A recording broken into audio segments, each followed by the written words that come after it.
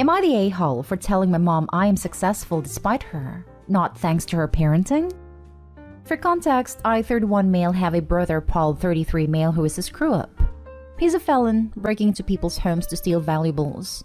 And in general, Paul has no work ethic, no drive to improve, no moral compass. He's rude, cruel, and uneducated. I, on the other hand, have a PhD from my country's top university. And I started my own company, which is now employing 5 people full-time plus myself and my significant other. Our lives, our mother, Mary, 63 years old, favored Paul strongly. The greasy wheels get the grease principle. I could bring home perfect grades, and Paul all failing grades besides one barely passing grade. And Mom would fall over herself congratulating Paul and buying him a new iPod, while my grades barely get me a nod of acknowledgement. I worked jobs after school ended summer, only for my salaries to be stolen by Paul to buy weed, and Mom always gave him a pass.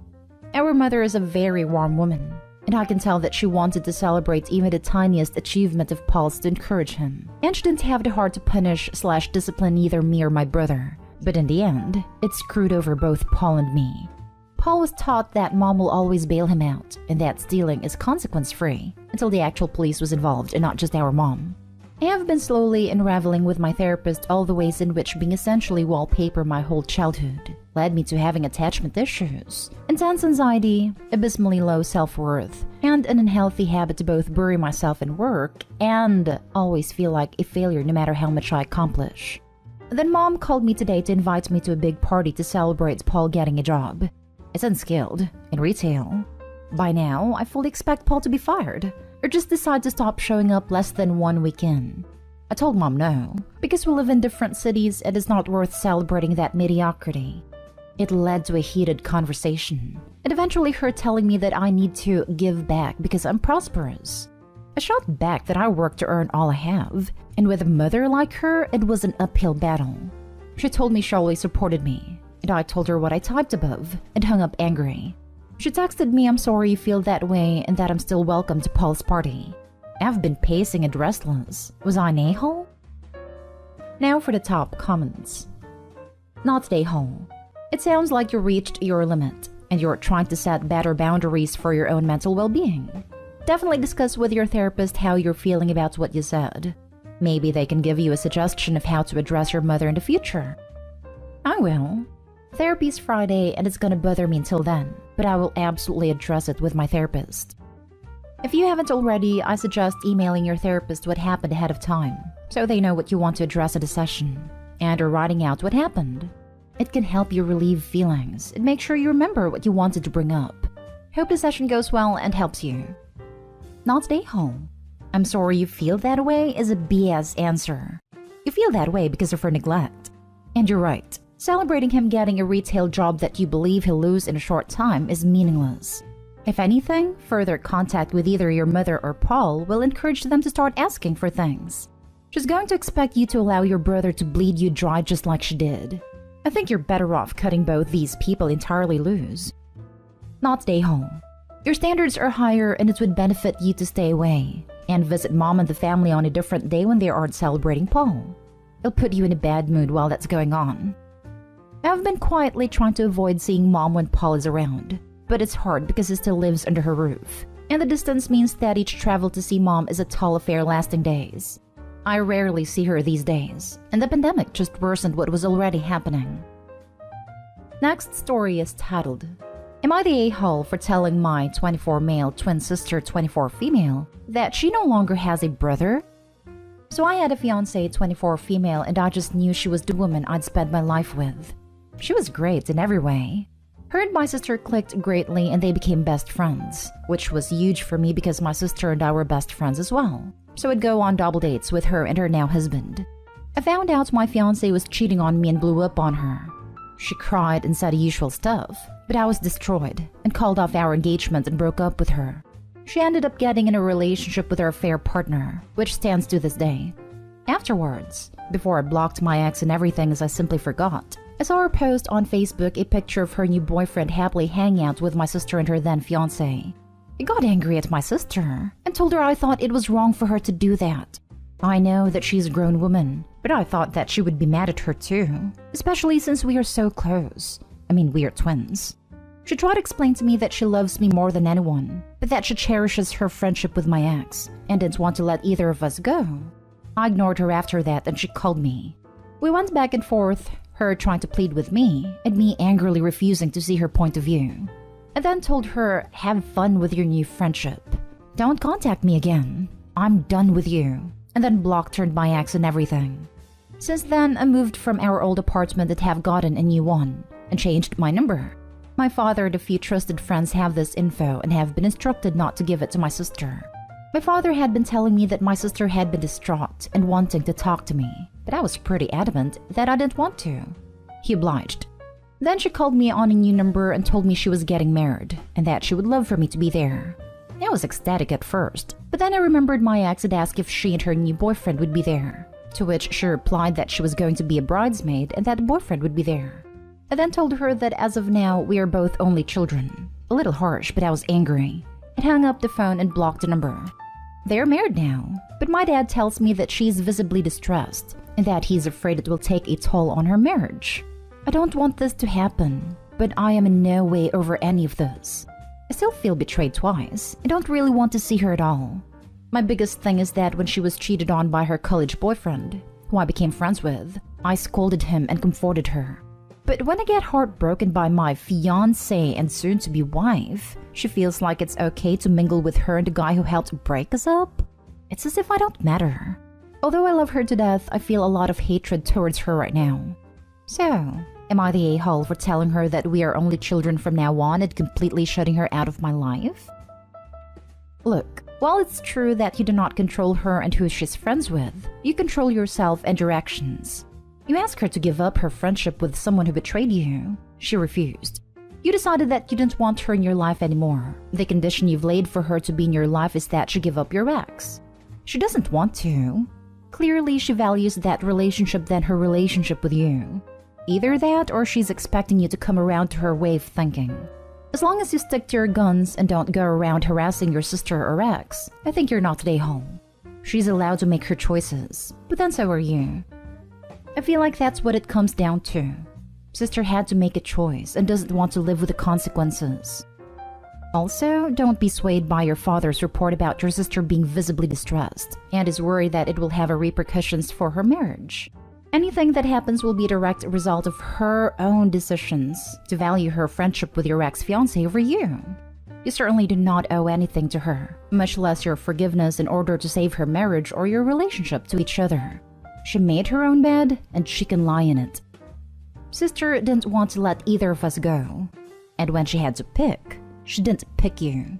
But she wants to make amends? How would that work? She just wants to have her cake and eat it too. Not stay home. Also, your dad said that she's visibly distressed and that he's afraid it will take a toll on her marriage. How so? Unless she cheats on her significant other like her BFF did to you. If I had to guess, the husband was an OP side about all this and the sister ignored him to get her way. Not an a-hole. The amount of people who truly think OP is an a-hole is astonishing. Dude's life gets nuked, and you all are like, get over it. She can gloss over his heartbreak, but when he does it, he's in the wrong? So much for empathy. So many fakers out here. Next story. Am I the a-hole for refusing to go on a vacation with my family due to my bratty nieces also being invited? The people invited on a vacation. My parents, 48 female/52 male. My pregnant sister, 25 female, her husband, 29 male, and their daughter, 6 female/4 female. Myself, 23 male. My sister, 21 female. My parents planned a family vacation for us from December 26 to January 1. They rented a cottage upstate with enough room for all of us. I don't want to go if my nieces will be there.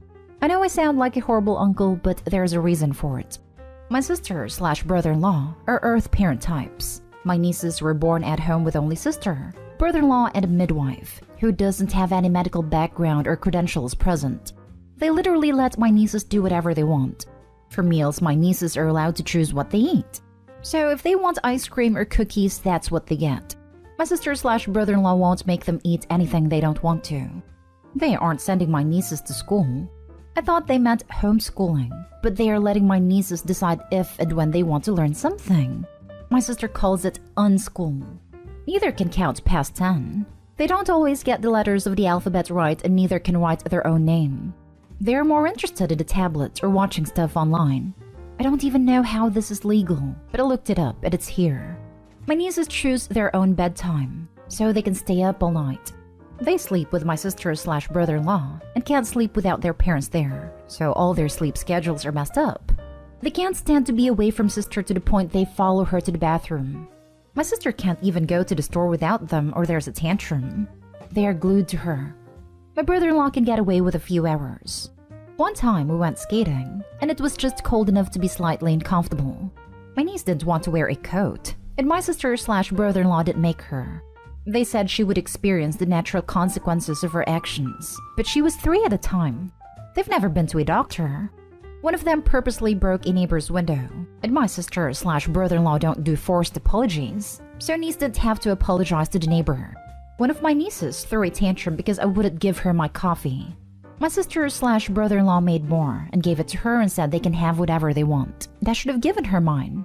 It's hard enough for a few hours. I can't take a week in an isolated cottage with a single satellite TV, no internet, no cell phone reception. The cottage has a landline phone, and cold weather with only one vehicle for all of us. If my nieces weren't going, I would love something like this though. My work always closes between Christmas and New Year's, so I can't say I'm working. At Thanksgiving, I told my parents I have no plans before they ask. I declined without saying why, and upset was an understatement at my parents' reaction. They are pressuring me to go because everyone else said yes.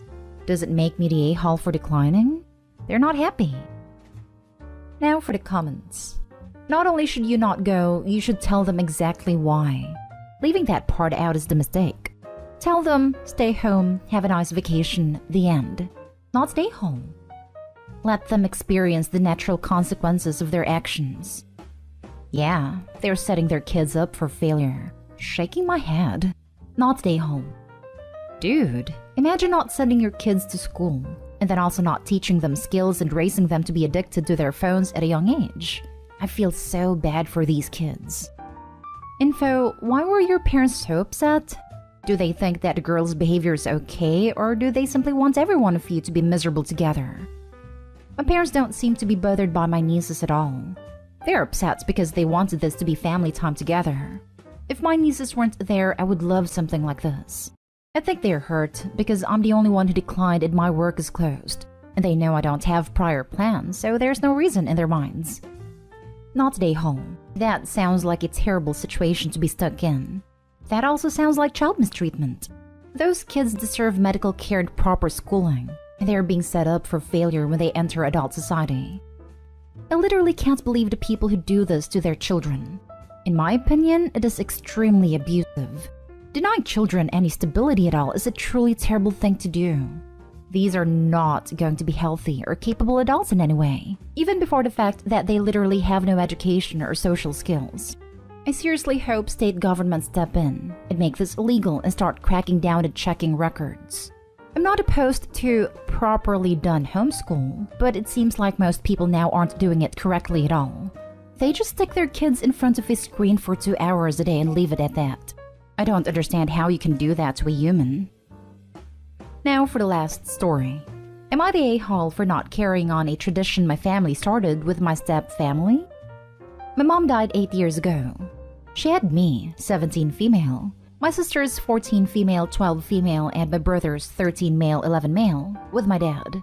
Dad is remarried. His wife has 2 kids of her own, 10 female and 9 female, and together they have 2, 3 male and 1 female. When I was born, Mom bought me a necklace. Not a super fancy one, but something that could be customized and added to, and she added each of my siblings. And when they were born, they got them too, with all our names on them. We all have them. We all wear them. It's something special for us. A few months ago, my sisters noticed my baby brother's necklace. It asked him about it. He explained it was a necklace our mom gave each of us, and was a tradition we had as siblings. This brought up questions about why they and our half-siblings were never included. My dad asked me about it when he remarried, and I told him it was something I wanted to continue with the steps. He left it there. His wife did bring it up several more times, and ultimately was unhappy that I didn't want to keep it alive, because I was always my mom's helper with them for my siblings. It was seen as changing the tradition if I didn't want to be part of it. My dad and his wife ended up getting a different thing to symbolize the blended family. But the question ultimately came back to the tradition started by my mom. My dad asked me the other day why I didn't want to continue the tradition with a step family. I told him it didn't feel right to me to continue my mom's tradition with people who are not my mom's family. He asked if that was the only reason. I admitted to him that I love my siblings more, and if I'm honest, I'm not sure love comes into the relationship I have with the steps or halves. That I don't feel very strong emotions for my step or half siblings, and I see even our future adult relationships differently. He told me he was glad I was honest. Yesterday, his wife cornered me and told me her girls are still upset we didn't keep the tradition, that they feel unaccepted, and like they're not true siblings and we're not a true family because I didn't want to do it for them. She then said my influence has my siblings feeling the five of us are more bonded to each other than with the steps and halves. She said not wanting to continue it shows that I'm okay with hurting people, and that it makes me a very cruel person. Am I the a-hole? You are not the a-hole. The necklace was a tradition with your mom, and your stepmom is never going to replace or take over the place in your heart where your love for your mom is. She has no right to try and manipulate you like this. Keep talking to your dad about how you were feeling as you navigate the situation.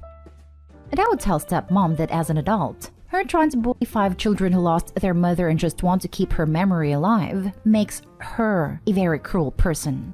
And a selfish a-hole. Not the a-hole. The tradition your mother started was for her children. Your stepmother's children are in no way related to your mother. Ignore her. Your decision honors your mother and is not cruel. Not the a-hole. Tell her that she's being hurtful and cruel to you. Do not let her guilt you. She's supposed to be the adult in the family, not the pouty kid who wants everything. Do speak with your dad and let him know what your stepmom is doing and how uncomfortable you feel about her.